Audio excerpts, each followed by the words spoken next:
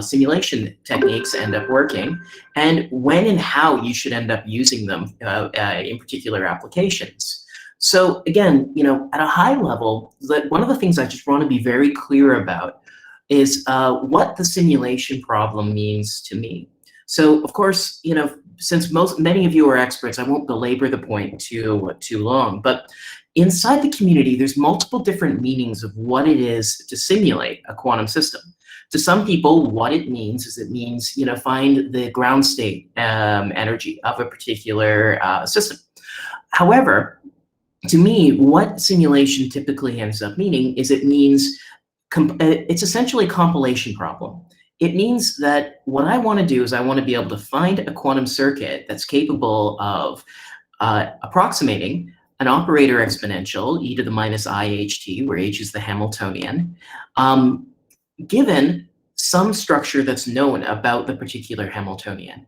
And in many practical cases in chemistry, we'll assume what that ends up meaning is that there's a known poly basis decomposition of the Hamiltonian. But more broadly, we can envision that the Hamiltonian is some sparse or k-local Hamiltonian whose elements we can algorithmically compute.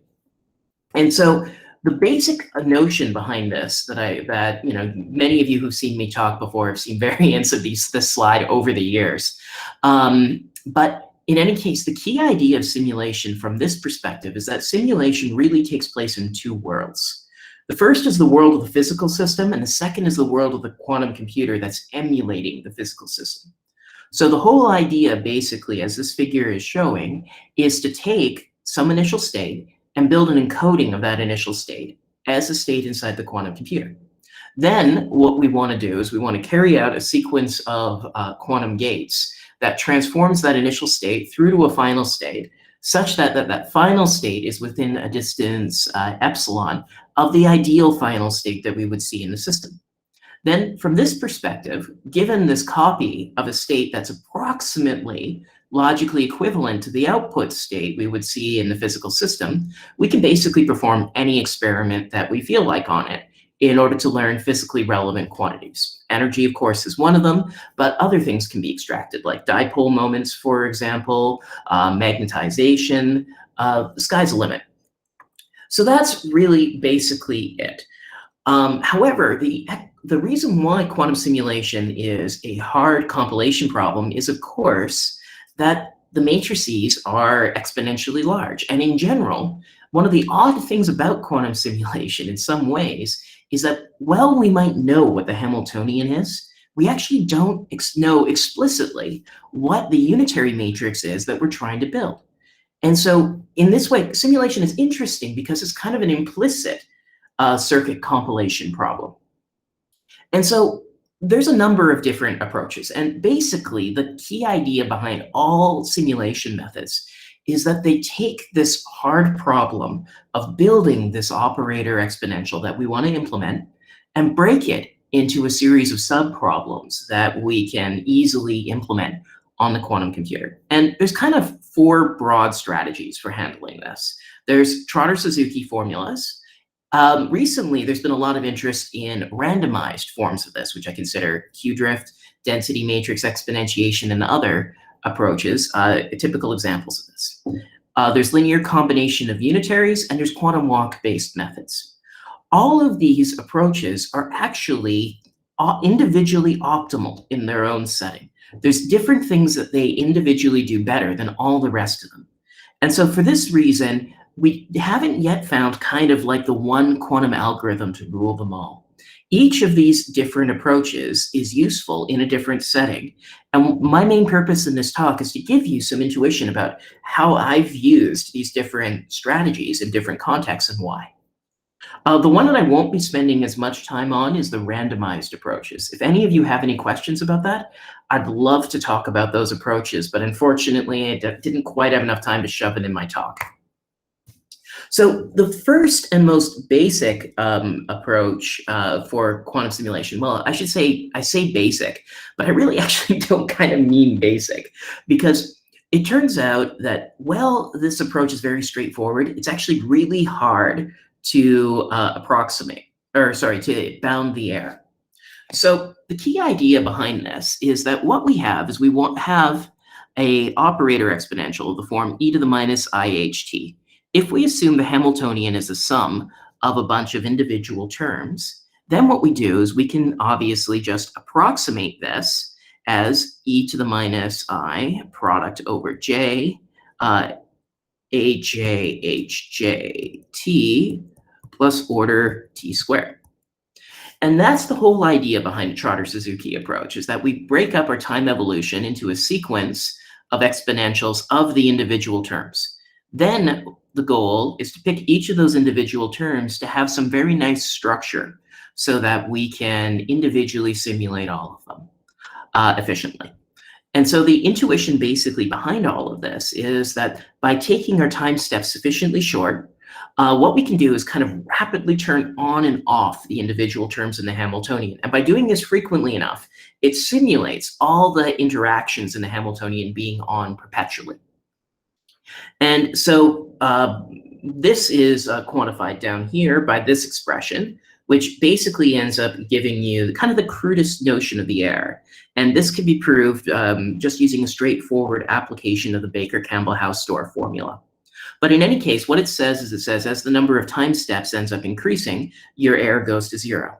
But importantly, what it also says is that the error is a function of the sum of the commutators, or more properly, the norm of the sum of the commutators of the individual terms in the Hamiltonian.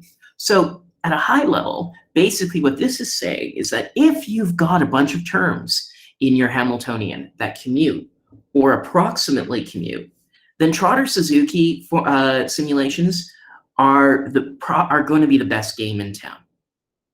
And low-order formulas like this were known for a very, very long time.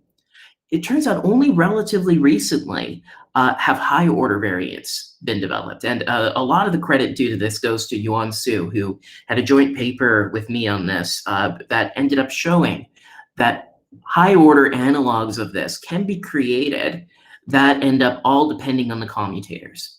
And these sorts of formulas are very important in order for us to really be able to understand what the ultimate limitations are for Trotter-Suzuki formulas. And because of the fact that they depend on these commutators in this way, what this ends up showing is that for systems that are strongly local, Trotter-Suzuki simulations, as I mentioned, can be vastly more powerful than any other known method. And so this opens up a remaining question, which is, well, what do I mean by a simple simulation? So to give you an idea of, what I feel the broadest class of simple simulations is, it's the notion of one-sparse Hamiltonians. And the reason why these are easy to simulate actually can be seen from this example down here. So this is a Hamiltonian that's one-sparse, meaning that in every row and column, there's at most one non-zero matrix element. So if we take a look at the operator exponential that we want to build, e to the minus iht, and we look at the power series expansion, one of the things that you notice from this is that the Hamiltonian, when we apply different powers, that corresponds to like squaring or cubing this underlying Hamiltonian matrix. But when we do that, what we end up getting is we end up squaring or cubing each of these individual blocks. But when that happens, note that this block multiplied by itself stays in exactly the same place. And similarly, this block, when I multiply it, what I'll end up getting is I'll get non-zero matrix elements here and here for the square. For the cube, I'll get off-diagonal elements there. And what this ends up meaning is that all of the quantum information that we need to evolve this two-dimensional subspace over here is stored within that two-dimensional subspace. So we don't need to know the entirety of the matrix in order to simulate a one-sparse Hamiltonian. And that really is the intuition for why it's easy to do. We can compute all of the relevant information needed to, on the fly, compile the dynamics for each irreducible two-dimensional space, or one-dimensional for the diagonal elements, and then build a quantum circuit that will do an arbitrary block. Once we have that arbitrary block, Then what we can do is we can just exponentiate it using that information and rely on quantum parallelism in order to do every combination of them simultaneously. So interestingly enough, this also ends up meaning that from this perspective, the origin of the exponential speedup for simulating these actually comes from the linearity of quantum mechanics, which I find amazing, because often we view linearity as the simplest aspect of quantum mechanics. So to give you a specific example of how we do this, let me take a look at a very particular one-sparse Hamiltonian, which is a poly-Hamiltonian. And this case is the simplest because of the fact that all the two-dimensional subblocks of this Hamiltonian have exactly the same structure. So the way the simulation works is by using a following argument. What we do is we begin by diagonalizing the Hamiltonian, we compute the eigenvalues, then we end up building a quantum circuit that will rotate all the eigenvectors according to the right phase. And by translating this back to the computational basis, in this case, by applying Hadamard transforms back and forth on either side of the diagonal simulation, we can implement the full dynamics. And this is the standard quantum circuit that you can look up in actually one of James's papers for doing all of this. But this is the general strategy. And so by using an approach such as the Jordan-Wigner transformation or the Bravy-Kitaev encoding, what we can do is we can transform the creation and annihilation operators that we would see in chemistry to terms of this form, and then follow this strategy in order to be able to find elementary circuits for doing the simulation. And there's been some advances over the years in optimizing these circuits, but by and large, the essential strategy for constructing this has been more or less intact since the Whitfield-Biamonte paper in the beginning. So that's how Trotter-Suzuki formulas end up working. The next approach that I'd like to talk about is linear combinations of unitaries. Now, linear combinations of unitaries, it's been used in many different contexts for a long time, actually. You can view many protocols, such as the Hadamard test, as being instantiations of linear combinations of unitaries. In fact, you can actually see the syndrome extraction steps that are done in quantum error correction as an attempt using a linear combination of unitaries to implement a projector onto a code space. So these techniques are actually old, but it was only relatively now recently, in like 2012, when people first started considering applying them to simulation. And the basic idea behind this is, it boils down to something that kind of annoyed me and for quite some time, which is, well, how come with quantum computers, it's really easy for us to multiply unitary matrices, but adding them is a real pain in the butt? And so I spent some time sitting around thinking, well, how exactly would I add to unitary operations? And the basic idea that Andrew and I came up with in our first paper that discussed this is to build these non-unitary operations as a subblock in a higher dimensional unitary matrix. Using modern language, we'll often refer to this as a block encoding of the sum of unitary matrices. And so the basic idea behind this is that, imagine you've got a sum of unitary matrices, U plus V plus blah, blah, blah, blah, blah. What we want to do is we want to be able to build a larger unitary matrix that has the sum of all of those components in the top left-hand side. Then, if we apply this matrix on a state that's of this form, measuring the matrix applying this matrix and measuring a result that corresponds to an entry in this component, will end up projecting you to U plus V plus acting on psi. And so that's what's meant by the block encoding of this. This unitary matrix in a higher dimensional space clearly isn't the sum of unitaries that we want to implement, but we can through measurement non-deterministically implement that sum. And so to give a very specific idea about what these circuits end up looking like, this is like the most general version that I can possibly think of for adding a ton of different unitary matrices together. So just what I'm doing here is I'm applying Hadamard transforms on the input, and then measuring in the Hadamard basis on the output. And the idea is for every input string, I've programmed in a different unitary to implement here.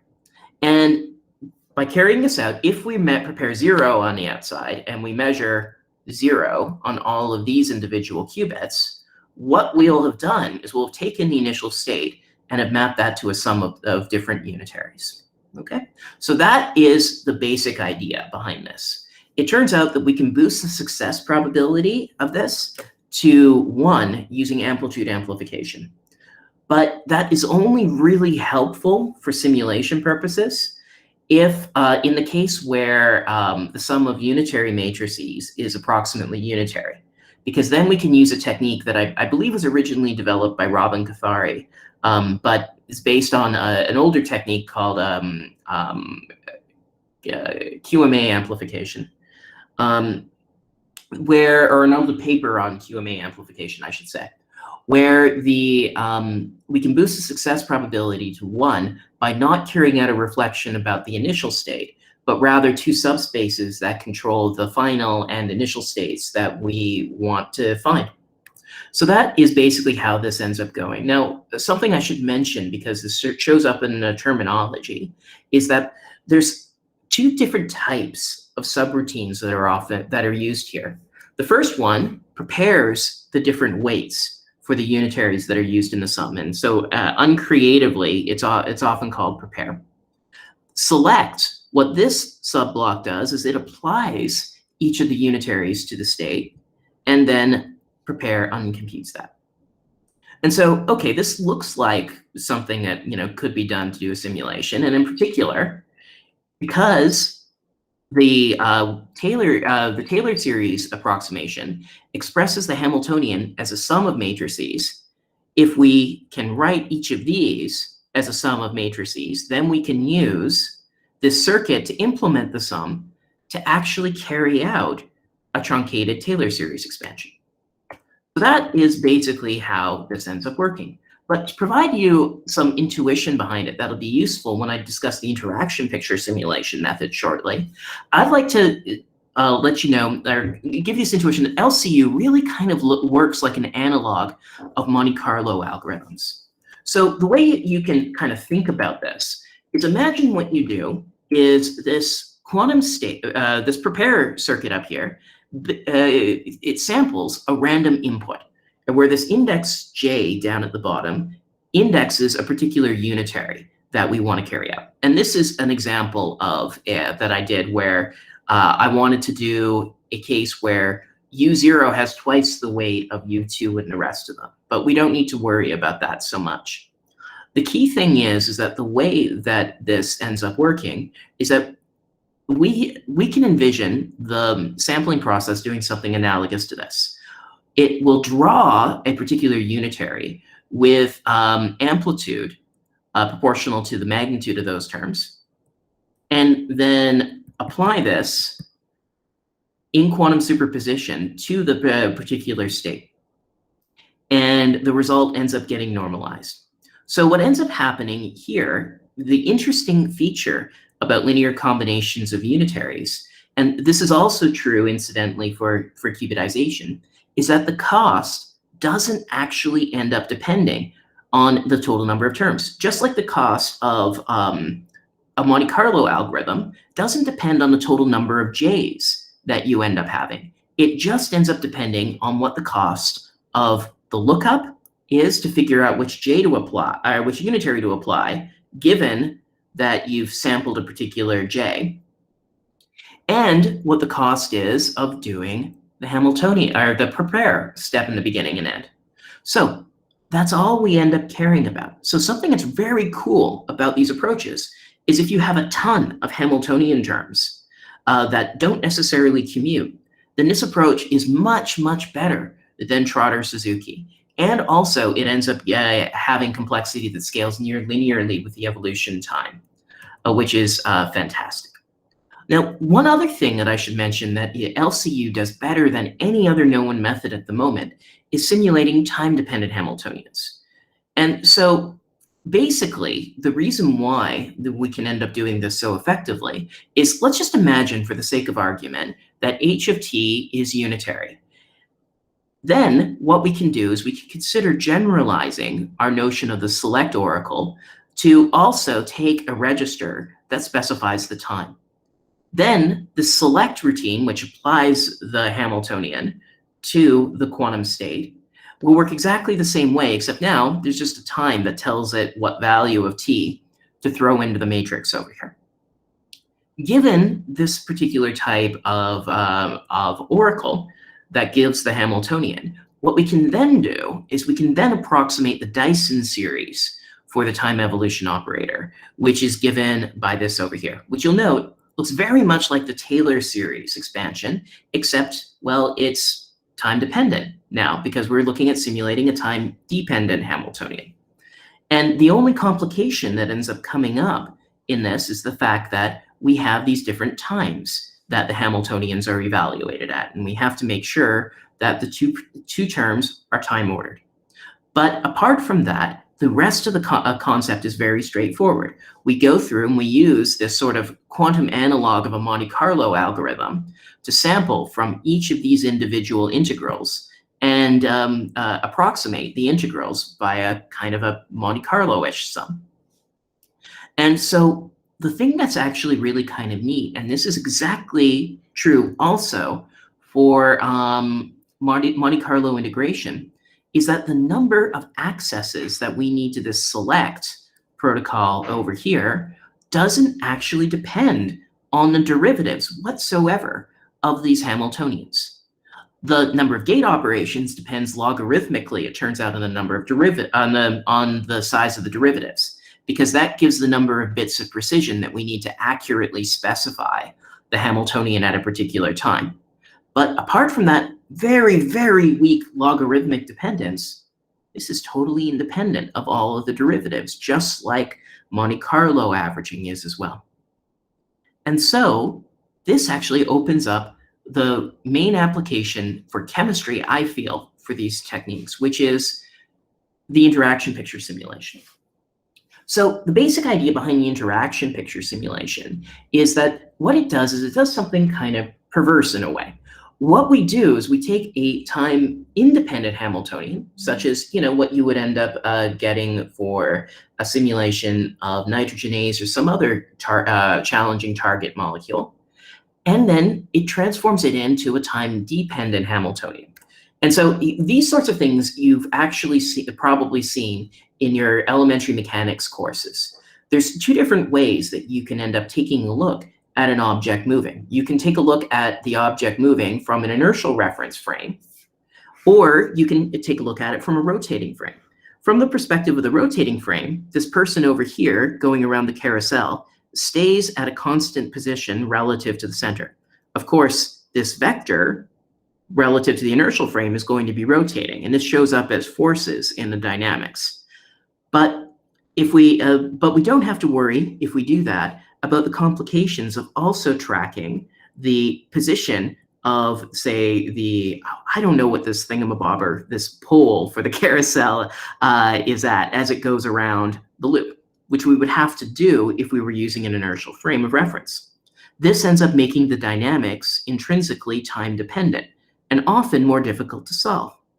But as I mentioned before, for the truncated Taylor series simulation, that intuition actually isn't true.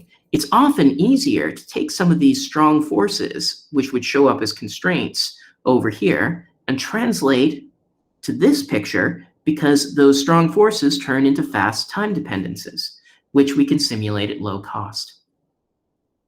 And so the basic idea is to do exactly that.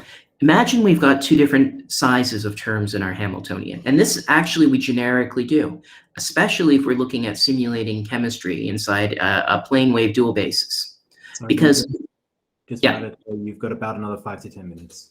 Okay, cool. So in that case, what we have is the two body interactions end up dominating, in which case what we do is it makes sense to go into a rotating frame for those bigger terms, and then simulate this using the interaction picture simulation algorithm, because the cost will no longer depend on the size of those big terms, at least up to additive logarithmic factors, but instead will end up depending on the smaller bit. And so we can use this to actually radically reduce the cost and give what at the moment is the best known simulation algorithm for simulating second quantized chemistry or materials. Final approach that I'd like to talk about is a quantum walk-based approach known as cubitization. And the intuition behind cubitization is exactly copied from Grover's search, interestingly enough.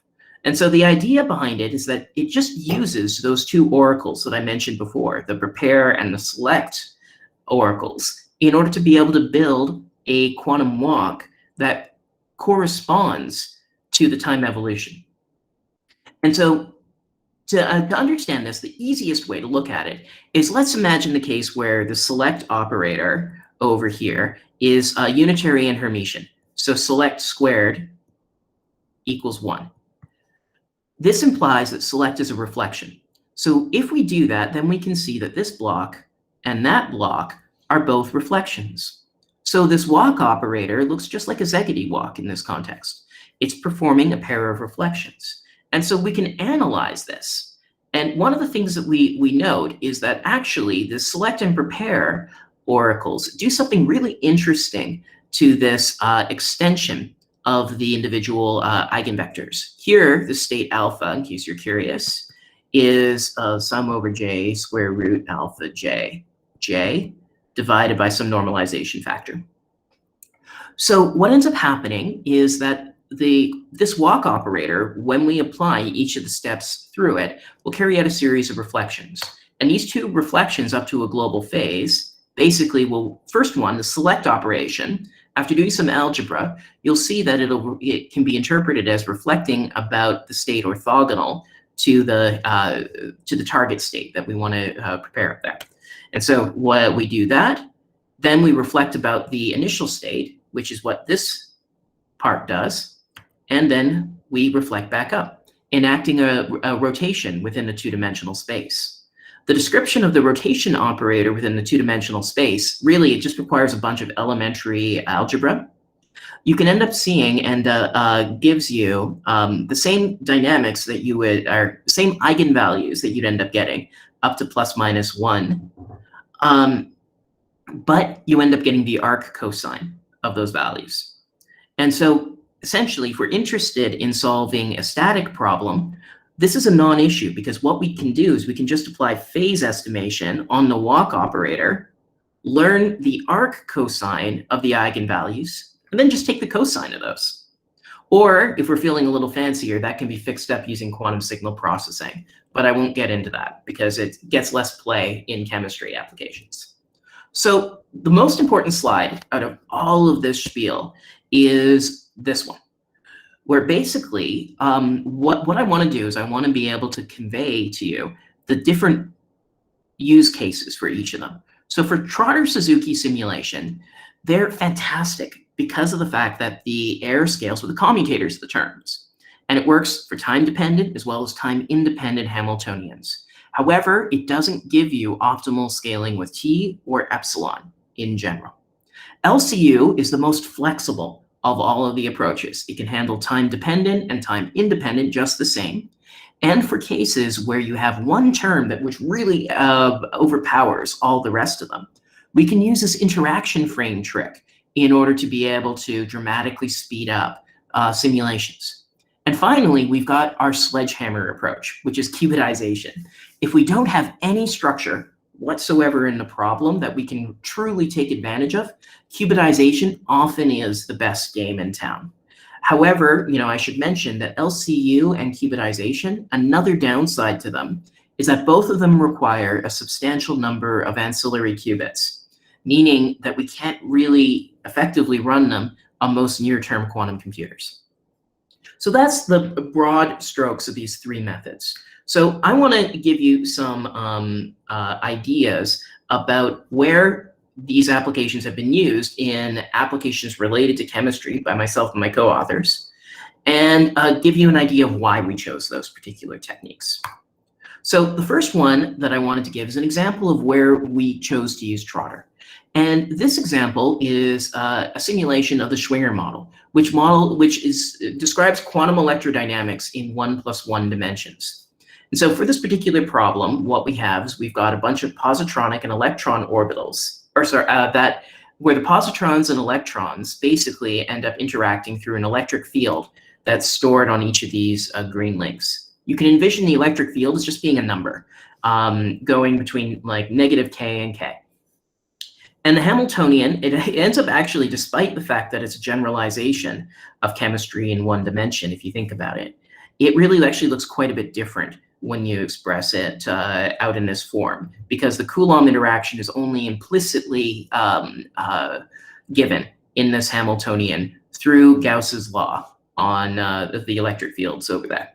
So in any case, that's the main thing. But the key thing to note about this is that this term over here actually tends to be relatively large. So it corresponds to the electric field on each of these sites, okay? So because it scales quadratically with that, this value can actually be really, really large. But the commutators between these ERs, which are kind of like the number operator for the electric fields, and the URs, which are like the raising and lowering operators for the electric fields, are actually quadratically smaller.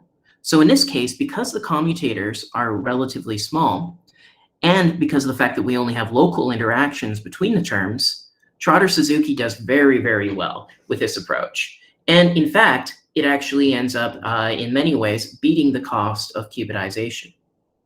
So that's one of the things, an example of a case where Trotter ends up winning, even over more complicated methods.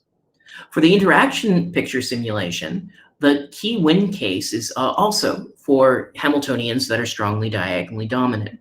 And a case for this ends up showing up in simulations of gellium, which is a free electron gas. So when we simulate this using in the plane wave dual basis, we end up getting a cost that is polynomially, now this time not as big of a polynomial, because the cost ends up optimistically going like n to the 8/3 or n to the 11/3, depending on the context for cubitization, down to order n squared.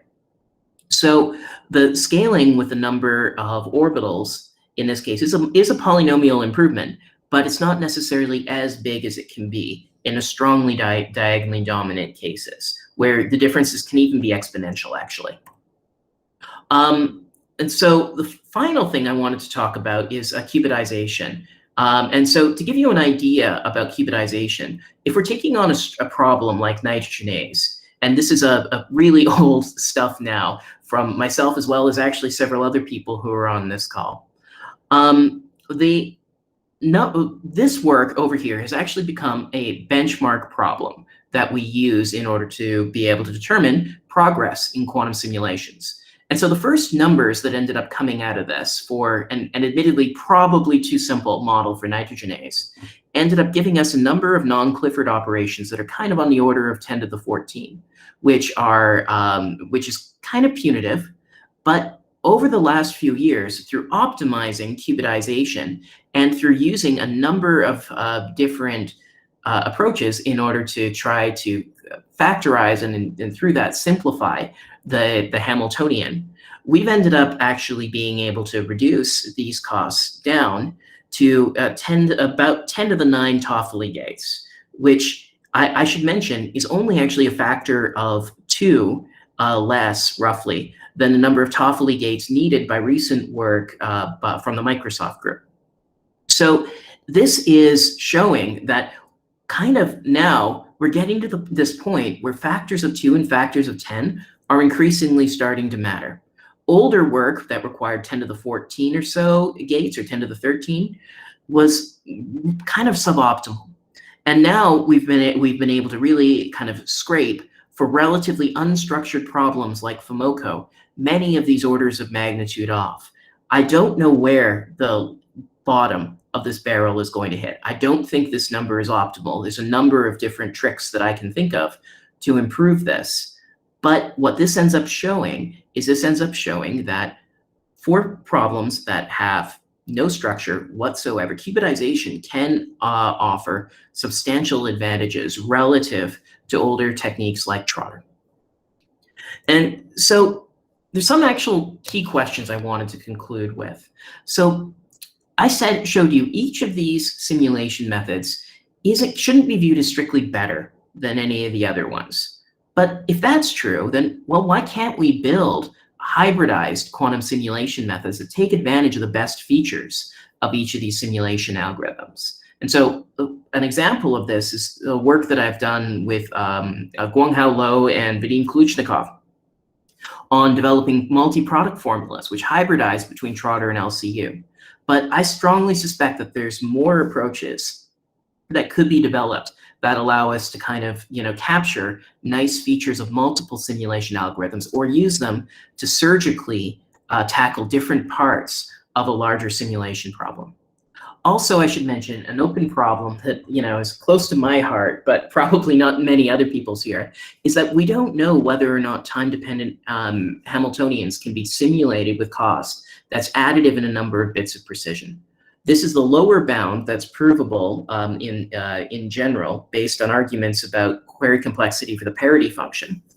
But we don't know whether or not it's possible to build a time-dependent simulation method that's capable of saturating that. So that is another one. But to me, perhaps the thing that I'm most interested in is really kind of what are the limitations ultimately of our formalisms for simulating quantum dynamics. Everything that we've done so far in simulation of quantum dynamics, or almost everything, has been strongly focused on Hamiltonians. However, Hamiltonians are not the only way that we can specify quantum dynamics. For example, in the path integral formalism, the classical Lagrangian is typically the object that we end up looking at. And this gulf ends up making it difficult for us to simulate full quantum electrodynamics on a quantum computer. And in turn, that makes it more challenging for us to look at extreme simulation problems where relativity is vitally important. And more broadly, address the quantum Church-Turing thesis, which for me is one of the big motivations for why I do quantum computing.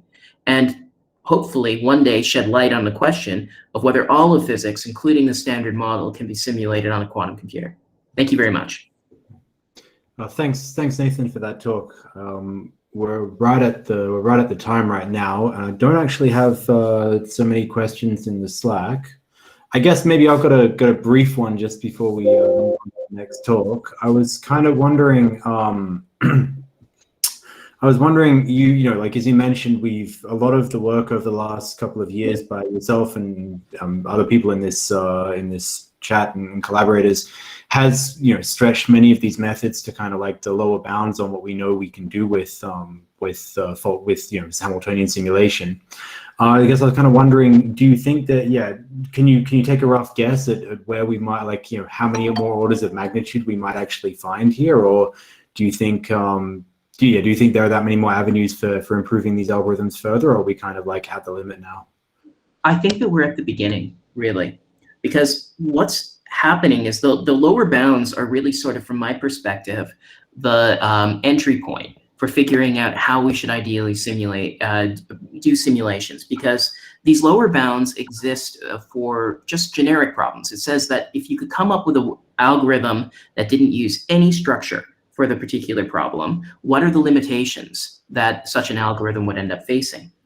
The real task right now in chemistry simulation in particular is to come up with better ways of exploiting the structure that we actually see in simulation. So I think that could be dramatically improved.